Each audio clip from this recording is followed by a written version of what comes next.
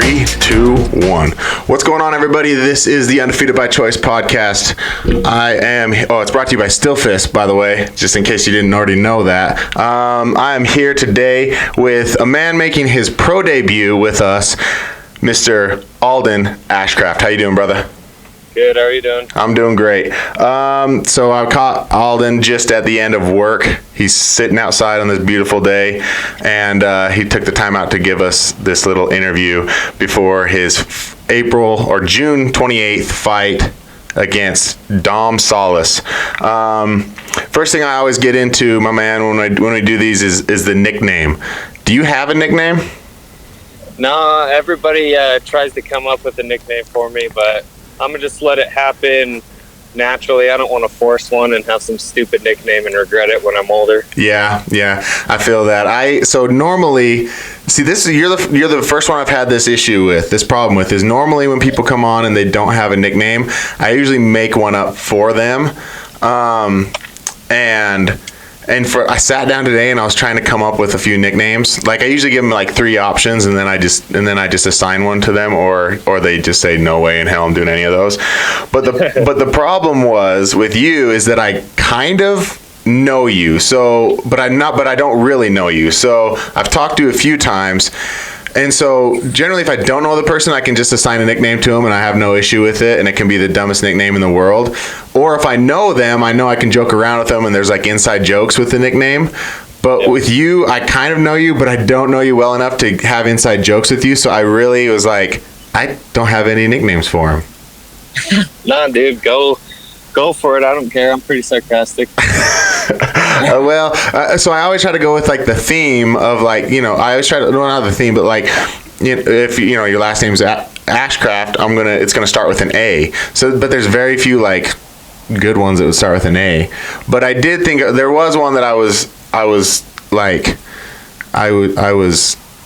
toying around with my head because of your fight with Eric Munoz, where he said you're the hardest hitter he's ever fought, and he's fought quite a few people, and he says you're the hardest puncher he's ever gone against.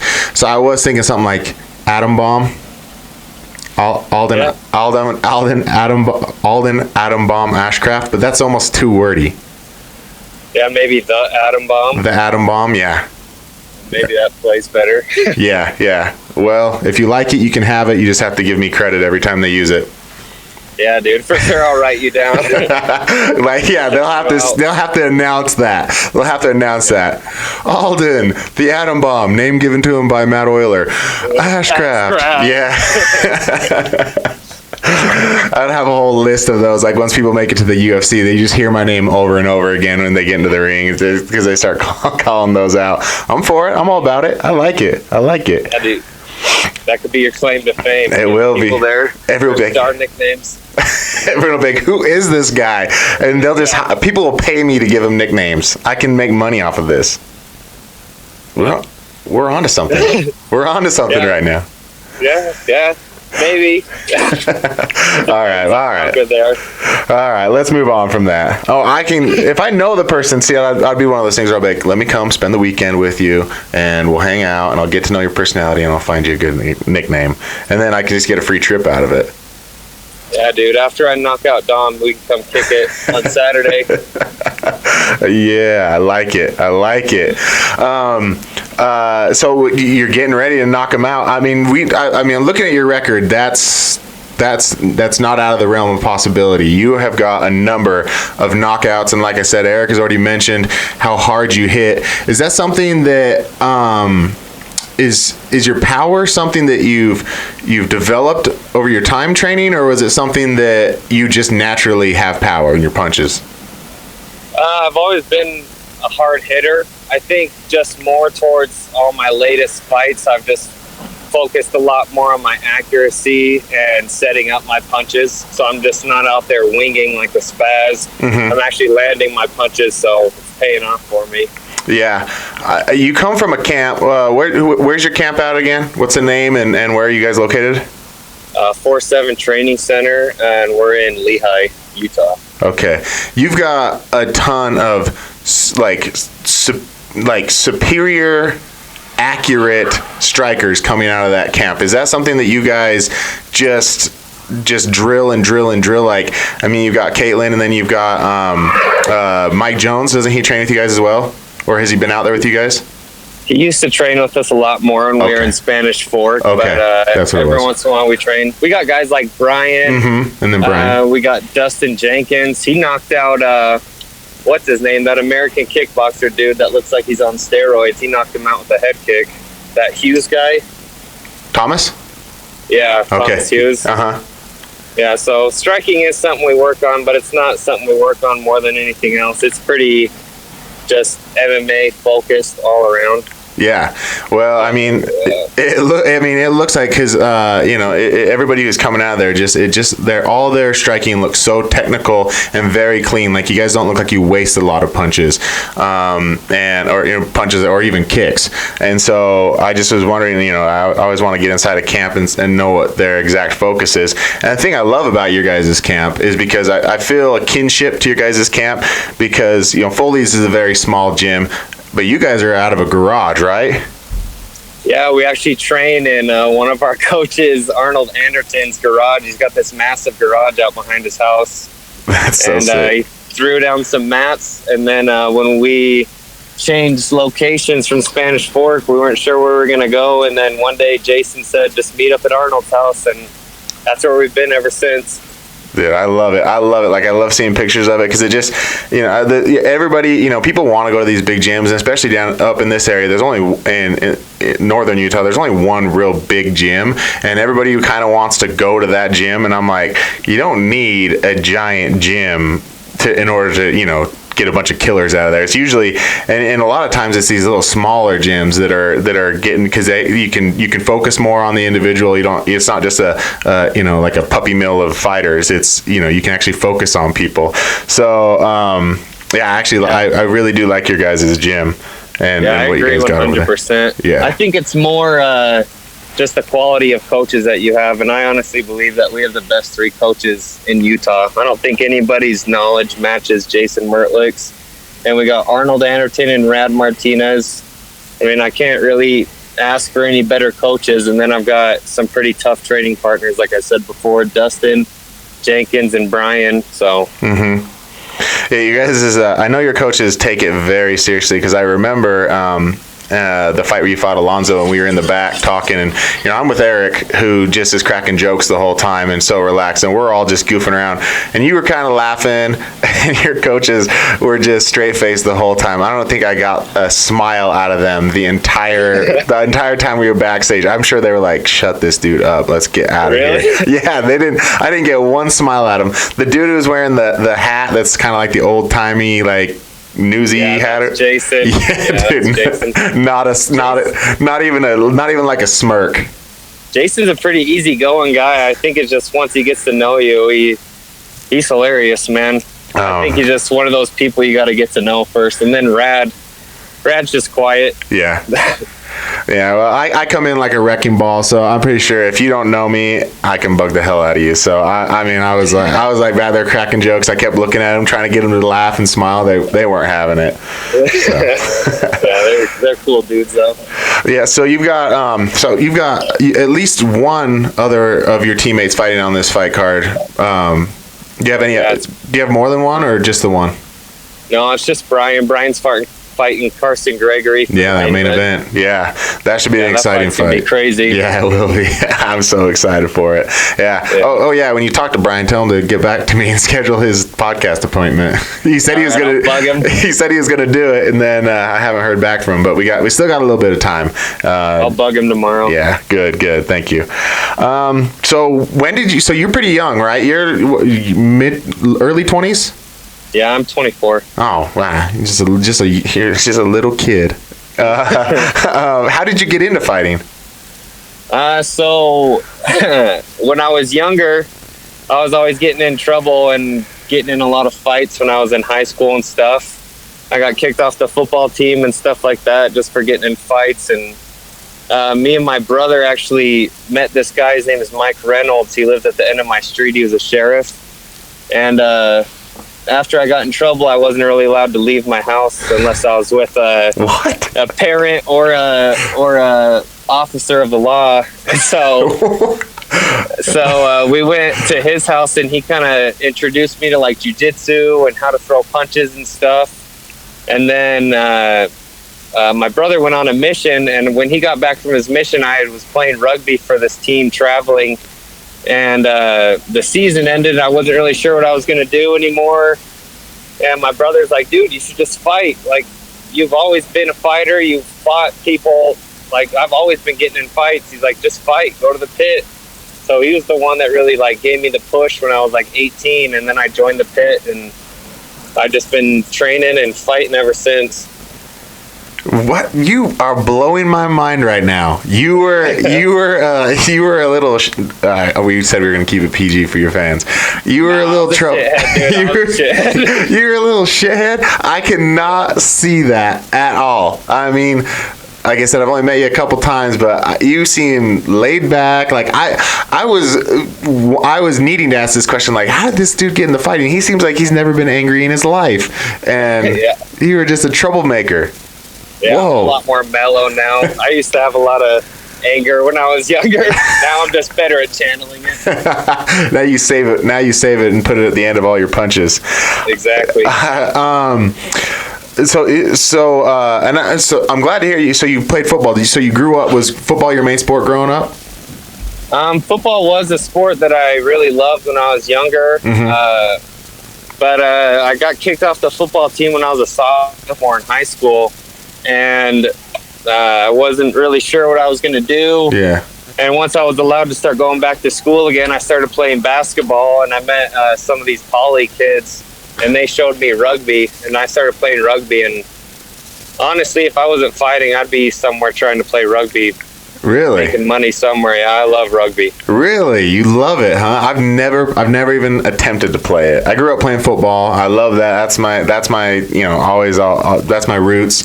But and so much of it, I felt like so much of what I learned doing that translated into fighting. So much of, I don't know, just like the footwork. I felt like my footwork was a lot better because I had that experience. I don't know, you're always focusing on footwork and taking angles and stuff in football, and so I felt like that really helped me. Does anything from rugby stick out as like, oh yeah, that's where I get that from when it comes to fighting? Honestly, I was surprised how much it related or helped me with my wrestling. Just because so much of the tackling is similar to a double leg takedown, where you're putting your head and just the balance of your body, everything like that. And also we get in a lot of fights playing rugby, so it definitely made me tough and helped me learn a little bit with fighting too. Oh man, you're just blowing my mind. I wouldn't have hung out with you. I don't want to be just getting punched in the streets all the time. Yeah, dude. I would have kept you safe. I would have been the one getting into fights while all my friends run away. I would have avoided you. I would have been like, man, that Aldyn kid, he's always getting in fights. I don't want to get blindsided standing next to him. Nah, dude, I'm a nice guy. No, you are. Anybody listening, I can vouch for him. He's a nice guy. And like you said, you know how to channel it now, so you save it up. So you got your pro debut. You and your opponent Dom Solis are making your pro debut. Why is this the right time to be stepping into being a pro? Well, I thought that we were fighting for the belt at 170. That's what. I think we're still fighting for the AMI belt for 170, but I am going to make my pro debut after I beat Dom. Oh, really? Is this not... Are you... it might be on the poster that it's a pro debut. I may have to recheck that. I thought it was a pro debut. It is a pro debut. I don't mind. I'll recheck that. This may be for AMI. I may just be hoping that you're fighting for pro, because I know I'm ready for you to go pro. I've been ready for you to go pro. Okay, so this is for let's say I get this wrong and this is for the AMI belt. Well, so do you guys in your training camp, do you train as if it is pro? Like, are you throwing head kicks and working elbows and stuff, or do you stay away from that until you turn pro? No, I'm just about the only amateur at my gym. Okay. And the only reason why I haven't gone pro already is just because my fights have all been so spaced out. And so when it came down when I was going to fight Hayden before he decided not to fight me, my coach was saying, hey, let's just get one more fight, amateur, just get a little bit more ring time. Just because my fights have been so spaced out. I've had trouble finding opponents. And then when I fought Spencer Olson, I broke my hand and had to get surgery. So I think he just wanted me to get one more fight in against a tough guy like Dom and have a little bit more time in the cage before I go pro. Okay, so maybe this is why I'm getting stuck on that pro thing, because you mentioned Hayden and he's going pro in August, and I've been wanting to see you and Hayden throw down for a minute now. So maybe I just was wishful thinking that this is like, you know, you guys will both go get your pro debuts out of the way, and then your next fight would be the two of you. So maybe that's why I was getting confused on the whole pro thing. Yeah, I mean, you absolutely are the man that is in line that should be fighting next for the belt, whether it's Hayden or Dom or anybody who's ever up there. You're one of those fighters. I mean, a 5-3 record, a four fight win streak with knockouts. There's no reason why you shouldn't be the one fighting for this belt. And I'm sorry I messed up on that. I've been announcing it as a pro debut to everybody for a while now, so that's all good, dude. I need to check my facts. I need to get my shit right. Next fight. Okay, all right. Saying it, and it'll happen. Okay, all right. Next fight. So you got Dom Solis, who trains out of the pit. So you said you started at the pit. Do you know Dom? Do you have any history with him? Have you trained with him before? I've actually never trained with him. I haven't even spoken to him. I've been around him a couple times, and he seems like a pretty cool guy. Yeah. He seems pretty laid back. I've trained with Fort and Ramsey before they split from the pit, and before the pit shut down in Orem. But yeah, no, I've never trained with Dom. Yeah, he does. He seems very laid back. Like as soon as I start setting things up for the podcast, I always I friend somebody on Facebook so I can get a hold of him and set this whole thing up. And he's always like posting like, "Have a great day, everybody." And I'm like, it's just funny because a lot of fighters are like, they're posting their training every day, or they're like you and they don't post anything ever or ever check their Instagram or Facebook. My bad, dude. But he's always like super motivational. Then like, he works with the kid, he trains the kids out there. So he's always like, little kids class at this time. And I just always start laughing. I'm just like, well, he does seem laid back, but I always like those types of fighters like you and him, like people that are laid back that I don't have to like break up during the weigh-ins. I don't want to say any names, but that has happened. That has happened. Yeah, I'm for sure not that guy. If somebody wants to get into it with me and start that, I'm for sure not going to back down from it. Yeah. I'm not going to try to start a fight at weigh-ins. It's a waste of energy and time. It absolutely is. When I broke these two up, my words literally were, guys, you're literally fighting tomorrow for money. What? Yeah, exactly. If you throw one punch, it's over. We're going to break it up. You're going to get one punch in, and then it's over.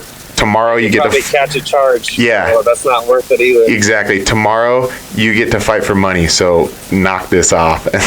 And they didn't hear a word I was saying. They were about ready to. I was like, I'm gonna get caught by like 16 punches while I'm trying to break this thing up. Because I was right in between them. So no, I do like that. What do you know about his fight style? What do you know about him? I mean, have you watched any of his fights? Have you heard anything? What are you expecting coming out of him? No, I haven't watched any of his fights, but he did fight a guy that used to train with me a lot. His name is Joey Bates. To me, it just seems like he's a good grappler who's kind of a pressure boxer, wants to push me against the cage and just keep it busy, try to wear down his opponents. But that's about all I know about him. Yeah. So what's your game plan? Do you want to tell me your game plan, or you want to keep that a secret? I don't know. It's basically the same as every fight. I just want to create angles and knock somebody out. Okay. I was gonna say I'll guess it, and then you don't have to say whether I'm right or wrong. But I would guess that your game plan is to use your length, use your speed, stay outside, create angles, stick them a lot with with a lot of jabs, and then just create your opening by creating angles. That was going to be my guess. I don't want to, and I don't. That's basically it. Okay, all right, good. So Dom, when I interview you tomorrow, you watch this, and then you know the game plan. Yeah. No. Do your best to stop it. Yeah, I always hate asking that, just because no one ever wants to say what they're gonna do, and as someone who watches fights, I can pretty much guess what people are gonna do and what their game plan is, unless they have something crazy. But it's just something, the fans always want to hear, like, what's he gonna do? But it's and honestly, when you're in there in the fight, you never really know what's going to happen. So who knows? It could be a grappling match for the whole time. That's true. You don't really know. How is your grappling? How much work do you get on that? Who do you got out there working with you on your grappling? Jason Mertlich, and I do a lot of privates with Arnold Anderton. Okay. But Jason's a black belt, Arnold's a brown belt, and then I've got an All-American wrestler, Rad Martinez, that I work with. So grappling is not something I shy away from. I just prefer to stand and bang. Punch people. Yeah. That's the opposite of me. I just want to go to the ground. That's all I want to do. I don't want to stand. I don't want to get hit, man. I don't want to get hit with one of the hardest punchers in the game right now in the division. Sometimes getting punched is fun, dude. It's nice. Wake you up. I saw that. I was looking at your Instagram, one of the 10 pictures you have on there, and there's a picture of you all bloody nose, and you're like, sometimes you just don't slip the punch or something like that, and you just got this. Head movement's overrated sometimes. Sometimes you got to wake up. There's a lot of fighters that need to get hit before they wake up. Yeah. Well, I can definitely attest to how coachable you are. I remember keep talking about that fight where we were backstage together, and you were fighting Alonzo, and Eric had given you some advice about fighting Alonzo because they'd been in there twice already, and right away you went out and did what he was telling you about, did what he said. I don't want to give it away, but he went out and did it, and I was like, oh God, I hope this kid doesn't, because I didn't know who you were at the time, and I was like, I hope this kid doesn't change his entire game plan just to listen to what me and Eric just said. And I was like, oh please, because if it goes bad, then we look like assholes. So I was like, please don't change your game plan to that. But you did. You went out, you did it, and then you ended up finishing the fight with punches. So that just more reassured what I was planning on doing in the first place. Okay, good. Yeah, you didn't give us you were just like sitting there listening. You're like, okay, yeah, and then you went out and did it, and I was like, oh shit, oh don't do this to me. Because if it's my own fighter, then I'm like, yeah, we trained all the entire camp for that. But when it's someone else, I'm like, oh man. So do you think that your ability to be do you feel like you're coachable? Do you feel like that's an attribute you have, or are you a bit hard-headed? No, I feel like I've played sports my whole life, and I've always been pretty coachable. I've been a natural athlete. But fighting was one of those things where I couldn't just get by with athleticism. I had to realize the hard way, I have to actually figure out how to do this. I can't just explode out of things and stuff like that. But also me and Jason connect pretty well, and I trust literally in everything that comes out of that guy's mouth. So I don't hesitate to do exactly what he says. So I feel like I'm pretty coachable. Yeah, well, that's good. Yeah, I think growing up, having played a number of sports, is always something you learn different type of coaching styles, because so many people respond to so many different types of coaching styles. But if you've been around it for a while and in different aspects, it's a lot easier to retain knowledge because you've kind of seen the whole gambit of how people coach. So I think that definitely helps you out. So you've got a decent career. I mean, you're so young, and you say your fights are spaced out, but I mean, you've got 8 fights under your belt already. What fight has been the fight that's tested you the most thus far in your career?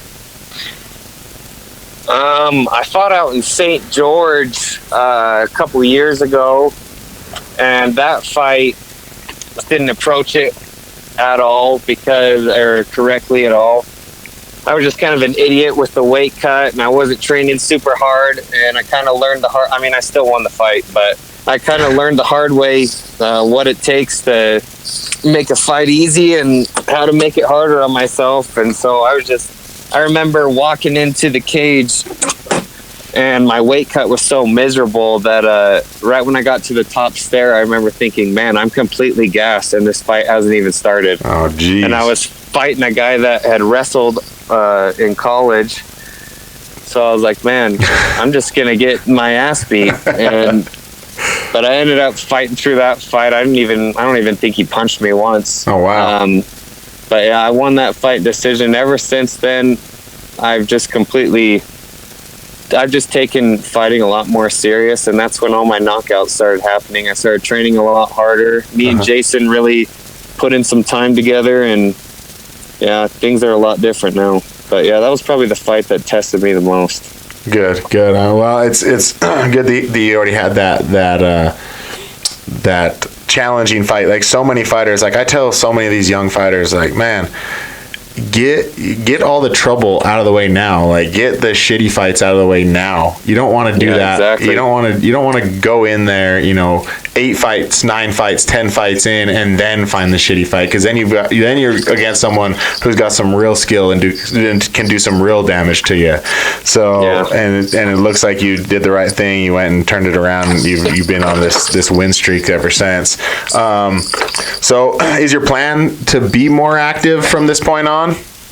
I mean, preferably I'd like to fight every 2 months. That's kind of what I've wanted this whole time. Yeah. But for a while, I just had an issue with training enough to really feel comfortable taking a lot of fights, because I just had a lot of different jobs that weren't flexible with my schedule. Yeah. But now I've got a good job that really allows me to train. I train twice a day, every day. And so that's why now I want to go pro. But like I said before, Jason just wanted me to take one more fight, just get a little bit more cage time. Yeah. So yeah. Yeah. All right. I preferably would like to be fighting a lot more than I am now. Hopefully, like 5 times a year. Yeah. Well, I know Steelfist will set it up. You let them know, and they'll get you a matchup. That's the thing I like about working with these guys is if people want to fight, they're willing to get them fights. So I have to mention this. This is probably the funniest thing. I still think about it and laugh quite often. It's embarrassing how much I think about this and laugh, but it was a video that Caitlin posted of you that said how awesome of a bag holder you are. Did you see that video? Oh yeah. Yeah, I know what you're talking about. Like she zooms in on your face and you just look so miserable and you're just hanging on this like water bag, and it is probably one of the funniest things I've ever seen. I wanted to bring it up to you each time I've seen you, but I just forget. But dude, is that always how you hold bags? I mean, it doesn't take a lot of effort to hold a bag. So. You look like you're about to take a nap. You're like hanging on it. Nah, I don't know. I just don't think that guy was punching the bag too hard. It was more just me giving him crap for punching like a girl. I think it was a girl. Are you sure? Are you sure? Dustin. Okay. It was Dustin Jenkins. Okay. All right. I don't know. I just that video, man. Whenever I am at Foley's watching someone hold bags, I think about that and I start laughing like pretty hard. So, like I said, it's pretty embarrassing how often I think about that, but it's pretty embarrassing how often you're on my mind, Aldyn. Yeah, it's a little creepy. Just about falling asleep. All right, man. So, we're at before we get on to the trash talk, before we move on to my favorite segment, which is listening to you talk trash. I gotta ask, you've fought for Steelfist a number of times now? I think it's three times now. That's enough. How do you like the promotion? Do you feel like what are we doing good? What would you like to see better? Honestly, I really enjoyed fighting for Steelfist. Kevin and Pat have been pretty cool with me. They've been giving me fights when I've wanted them, and they've been giving me the opportunities that I've asked for. I mean, the first time I was offered a fight for Steelfist was for a belt, and I just didn't respond in time. Like you've noticed, I'm not very good at responding back on Facebook and stuff. If you're texting me, I'll text you back, but Yeah, I'm terrible with social media. You got to get an assistant, man. That's the first thing you need to do. Once you start making some money, you need to get an assistant. I need to make it more of a priority. Yeah, that's where you get opportunities, my friend. That's where you get opportunities. Unfortunately, I hate it. I hate having to be on my phone. That's what Caitlin has been saying to me constantly. She's just saying, "Oh, you need to market yourself better," and everything like that. I know. Yeah, so far it's so good with Steelfist. Good. Well, we're glad you like working with us because we like having you out there. All right, so now we're at the part where we do a little trash talk. 3, 2, 1. All right, on June 28th, I'm going to beat Dom Solis because he's a short, no-smoking boner raider. I did. When I told you that when we got those, that's the best one so far. I've never seen the word boner in here before, and anytime you hear that, every time you hear that, you know it's going to be something funny. All right, man. All right. You got sponsors you want to thank? Yeah, Top It Covers. They're a trucking accessory in Springville. They've been my only sponsor so far. I've had a couple other sponsors for my past fights, but they're my best sponsor and close friends. All right. Thank you very much, Aldyn, for being on the show. I'll talk to you later, and we'll see you on the 28th, my friend. All right. See you then, man. Bye. Okay. All right, everybody. That's Aldyn Ashcraft. Aldyn, Atom Bomb? The Atom Bomb by Matt Euler. Coming to you on the Undefeated by Choice podcast. You can find us on YouTube, iTunes, and iHeartRadio under the Undefeated by Choice podcast. And then you can find Steelfist on Instagram at Steelfist Fight. And you can find us on Facebook at Steelfist Fight Night. Everybody make sure to come out to this show. Go to steelfistfight.com to get your tickets, or find your favorite fighter, get your tickets from them. It helps everybody out when you buy tickets straight from the fighter. But if you can't do that, find them online. Also, go to my Instagram because I have been giving away tickets to some lucky fans who answer questions on my Instagram. It is the Gudari. It's the first time I've given my Instagram out. It's the Gudari, the Gudari. And check out my story, and you might be able to get some free tickets. But don't count on that. Just go buy the tickets. Get it guaranteed. Get your tickets guaranteed. June 28th, everybody. Friday, 7 o'clock. It's going to be a good one. Be good to yourself. Be good to each other. I love you.